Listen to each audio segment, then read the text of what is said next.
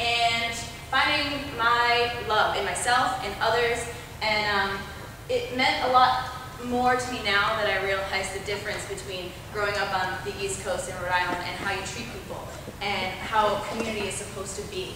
And so this is kind of my journey to understanding that it's not about, survival of the fittest. It's not about, the strongest gets the job. It's about helping each other, loving each other, and helping everyone get better every single day as one. So when I first came here to Life West, somebody said to me, to be the best version of yourself and to be the best chiropractor that you can be, you need to learn how to love unconditionally. I said, yeah, sure, I love everybody. And that wasn't necessarily true. When I first moved to the West Coast, I had some things in my life that aren't important now, but they caused me to put a lot of barriers up, and I didn't really know how to let love in. I didn't know how to give love. I didn't know how to get these barriers down, and it was really starting to wear me down. I had this just fight mode all the time. I started to realize I was losing friends over it, and yeah, so I did the most rational thing I could do, and I moved 3,000 miles away from my family and my friends, and and I moved in with people from Craigslist, and I didn't know anybody, and yeah, and it was the scariest thing I've ever done. But like Bria said, if you are out of your comfort zone, that's when the real stuff comes up, and that's when you start to learn who you really are.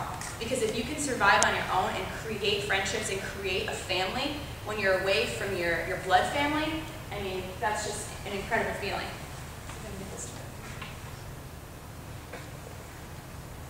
So I was thinking about this. These are kind of like my steps that I've been going through to get to that unconditional love towards others. And the first was to open your heart and let love in.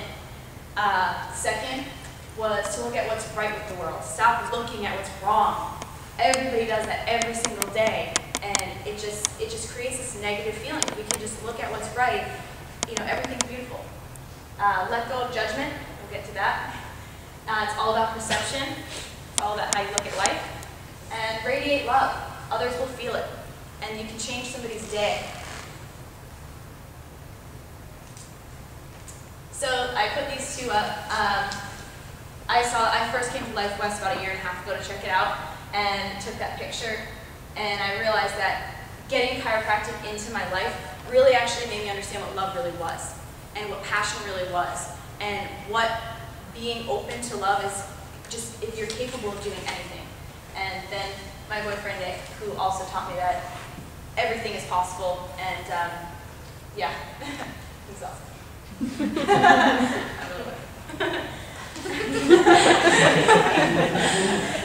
Okay, so if any of you first quarters, you remember the video we saw in Dr. Brian Flannery's class, and it was from a National Geographic photographer, and he made a video that was what's right with the world. And the entire video was just beautiful sceneries and talking about the difference between taking your time and what a flower looks like right now and what a flower will look like in 10 minutes if you wait for the shadows and everything. And all he did throughout his life was go around the world and look at what's right. Who does that? Not one person takes the time and dedicates their life to looking at what's right. And I was so touched, and it just resonated with me. And ever since, that's all I think about every single day, is I look at something and I stop and I say, wait, that is a beautiful cup of water. If I didn't have that cup of water, I would be so thirsty. And it's extreme, but it just created this habit for me to start to look at beauty in everything and everybody. So up here is just a few of my what's right with the world. My cat Jack, it's bread on his head. You recognize that little lady in the bottom corner? She taught me how to eat pizza without getting grease on my hands. My best friend Dr. Lindsay Hoffman, and my family, my mom, my dad, my uncle. The only person missing is my younger brother. I'm trying to get out here to check it out and get the vibe. Yeah. Yep. Okay, Judgment Day. So I got the idea of love. I let love in. I was feeling really good about myself. I made it to chiropractic school, and then this day happened. And the first week week I moved here to Hayward, I don't think I started school yet, and I go into this class, and it's towards the end, and I'm laying on my back. I'm like, oh, this is great. I haven't done yoga. This whole stress of the move, like, this is awesome. And I think we're going to get up and roll up our mats, and my instructor says, okay, now everybody, let's just get all that stress out from the entire week. And just, you know, just let your whole body go. Just start flailing your arms and flailing your legs, and just don't hold any tension in your body. And I'm sitting there, I'm like, oh, I just want to come have a nice gentle yoga class. I don't know, I'm not doing this crap. So I start looking around at everyone else, and they're all like going crazy, and I'm like, I don't think so. So I'm like this. I'm looking around like, this is what Hayward is. This is weird. And this lady comes over me, and she's yelling at me, and she's going, just flail your arms and legs, just do it, just let go. And I'm like, I'm never coming back here again. So I get in the car, and I'm all frazzled, and I'm like, I'm finding a yoga studio. Number one thing on my to-do list. And I'm driving, and you know, driving's pretty therapeutic for me, and I'm driving, and finally I'm like, why did I flail my arms and legs around? What was I benefiting by holding in and by controlling? And I realized it was judgment. It's the fact that I was afraid somebody was going to judge me. And in that turn, I judged everybody else in the class. I'm like, look at these crazy people right now. I'm not doing that. And I started to realize that they all got it right. I was the wrong one in that entire room. And that day just started to eat at me. And I'm like, why is it that I just can't let this control go and just let love in, and just to let the craziness in and just let it flow? And I started to realize that judgment that I had, and that I was so afraid of everyone judging me, that I just judged everybody. And that was the one reason that I could not unconditionally love somebody.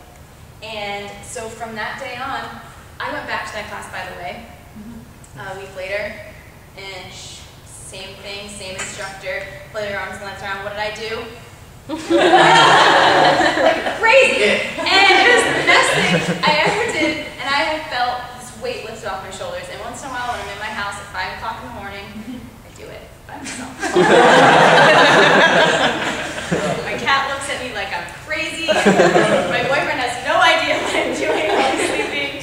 But it just reminds me of why I've gone through this process. And that one instructor really, she got this going. And every single day I realize that, like, if I'm feeling bad about myself, I'm going to be like, Morgan's wearing brown on black today.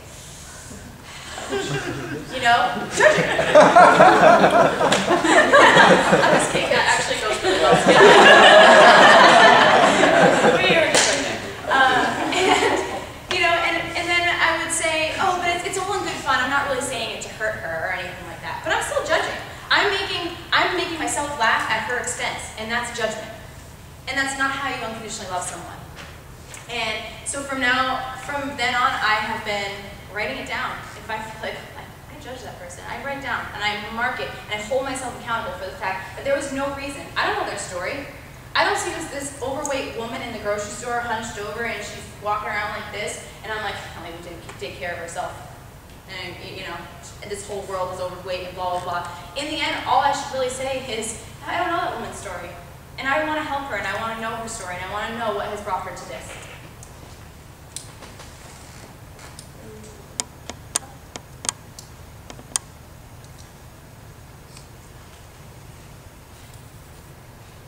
Okay, here we go.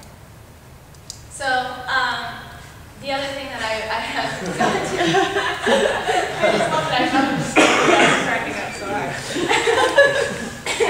It's all about perception. I had this great conversation with somebody a couple of weeks ago, and you know, it goes with the judgment, it goes with the love of just how you perceive the world and how you perceive the situation. And if you take a situation of somebody knocking you down, and by looking at it a bad way and start talking bad about that person and judging them, when in reality it could have been something that you said or just the way that you took it.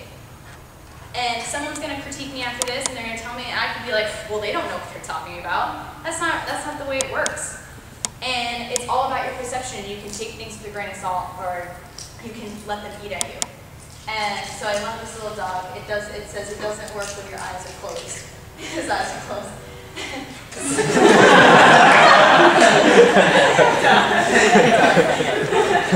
So this little.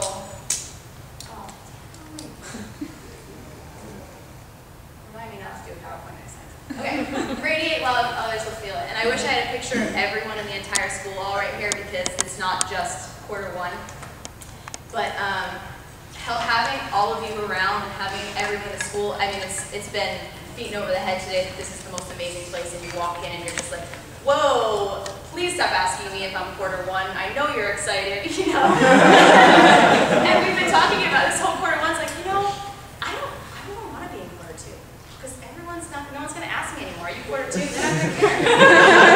I just want to be quarter one forever because it's just so exciting. And being here in this journey has opened my eyes to what love really can do. And when I come into practice, I know that this unconditional love that I have found in my heart for the person walking in, and I can give them that true hug that they may only get that one today.